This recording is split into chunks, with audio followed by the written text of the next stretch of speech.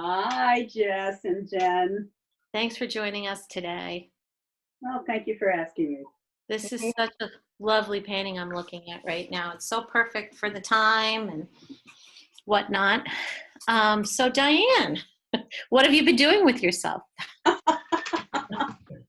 Well, among other things, besides watching trash TV and doing some reading, I've been painting. And this is one that I started earlier in the winter because I felt that I needed yellow in my life. So I called this painting of the daffodils The Need for Yellow. And it seems appropriate right now. Absolutely. I mean, I've been living with it now for not quite 24 hours because you sent me an image of it, and I can't tell you the number of times that I've just referred back to it as I've just been going through my day. I'll just put it up on my screen and look at it. It's just such a joyful painting. Um, oh, I love it. I absolutely adore it. It's so well done too. It's lush, it's happy, it's yellow and coming from green, which we all love because green is good. And it's really one of my favorite paintings. Like I said yesterday, I think I've ever seen you do. Great. Yeah, I really, really, really love it. It just you just want to put Don't your do nose in that. the bouquet. It's got wet paint. Yeah.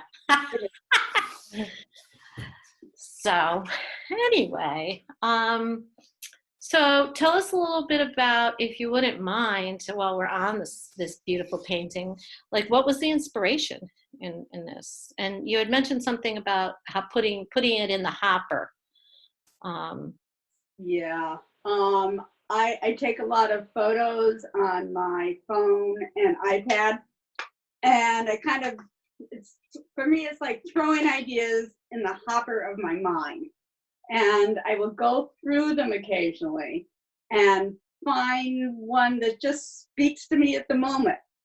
And that is what then I will start a painting on. I think you've got to be excited about your subject matter if you're going to paint it, and it's got to be something that will last. The excitement will last for a while because it takes me sometimes months to complete a painting. And so this is one of the ones that is a bouquet in New York City, and it just spoke to me this winter.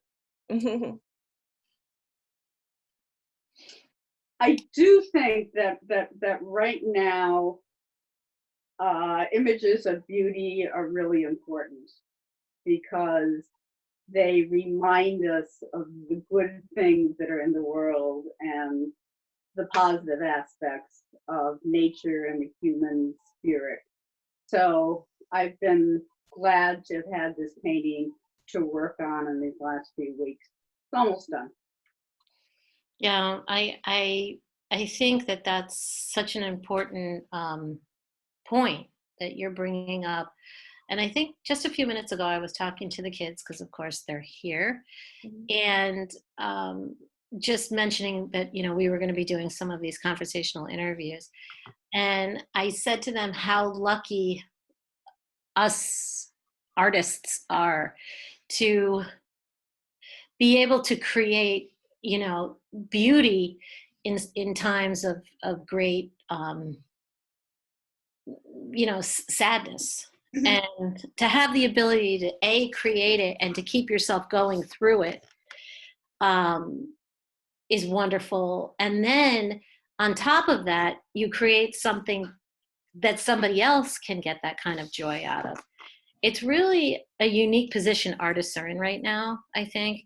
And it's not a unique concept because art has always been, the go-to when through history, from reading through history. We've never been through anything like this, but it certainly is a go-to for the human spirit. It really is. And to be an artist and to be able to create right now is twofold in that way, I think. So important. And as you know, I have suffered a lot of loss in the past year. And one of the things that has really gotten through that, has gotten me through it, is painting. I realize there's some heart-hand connection that I can't even articulate. But I've realized that when I've been feeling very tumultuous emotions, I've often had those types of brush strokes. And somehow it helps process a lot of emotion. And it's been a very good thing for me. I also found it's something that when I'm painting, I focus on that. And the rest of the world and its concerns are pushed aside. It's so true. I mean, artists are lucky, whether you're, a painter, a sculptor, a writer. I mean, we have places to go in our own minds. And I hope so much for people who aren't necessarily artists, but have their own passions right now. I think having a passion right now is so important. And if you don't have a passion, or it's hard to find a passion, you can enjoy what people who are able to, give to you, i.e. painting behind you type of thing. So you were in a unique position, artists, right now, I do believe. A great position, really, for ourselves and for people around us to be able to help people around us in that way. So that said, I wanted to talk a little bit more about some of the other works that you do. I mean, we always have in the gallery some incredibly beautiful paintings of food that you have, especially vegetables, lush or fruits, lush paintings of food art. And I just wanted you to kind of touch on that a little bit and to tell us what motivates you to do that kind of painting. Okay, let me put the carrots up. Yeah, please do. Please do. Oh, I love this painting. Okay, so these are my carrots, and I saw them when I was traveling in Amsterdam a couple of years ago. And I love the fact that they were so irregular. And I enjoy building up colors, doing layers of colors. And I also love trying to create translucency. So with these carrots, I've tried to explore different oranges. But they are in a plastic bag, which I hope comes through so that you can see through to them. And I've often photographed vegetables and things in farmers markets because they are perfect in their own way, but often less perfect looking and therefore more interesting.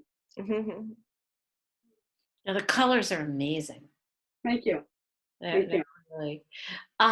So tell us, how did you find yourself over in France? Because I wanted the audience to know that you have been teaching at the Maine College of Art for many, many years. Tell us a little bit about that and what the years there and going forward. I know you have some other news, and touch on the trips that you would take students on. Well, I was supposed to go on one this year, which has been canceled. But a couple of years ago, I worked with the continuing studies department at Maine College of Art. And a couple of years ago, I was the teacher for a group that went to La Napoule in France, which is right on the Côte d'Azur. And we stayed in this absolutely fantastic place that looked like a castle. In fact, I think part of it once was a Saracen castle. And we could have our breakfast out in the patio and look out in the water. And it was ideal. And Mecca was going to do that again this coming May, but unfortunately, because of the virus, that's been canceled. But hopefully that can happen again sometime. But my husband and I did a fair amount of traveling, and I hope that at some point I can get back to doing it again because I just love seeing other places and other things and enjoying other people. So, you did also paint for us, which people love, landscape paintings, especially ones of our beautiful bays. And so I'm just trying to give people an idea of, you know, all the different things that you're really capable of, the different art you're capable of producing. I don't know if you have anything there that's half done, or if you want us to show it, but when it gets done, we'll put it out there. I think I remember Okay. seeing, Okay. yeah, I think I remember seeing one. They come and go quick though, Diane. Every time you give us something that is related, to our bay here, it's in and it's out.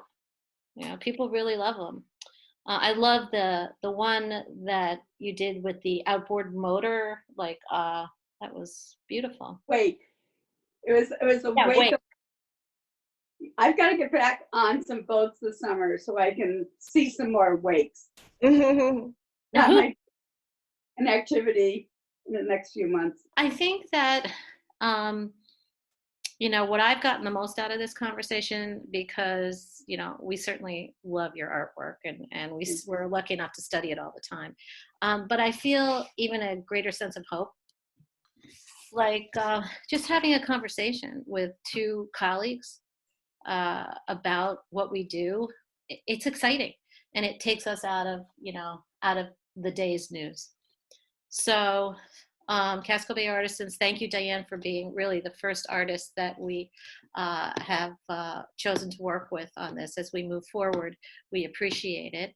It's always hard to be first, but we really appreciate you doing it. And I think they'll be fun to throw out there and have people kind of take a look, and hopefully we can bring some joy into people's lives.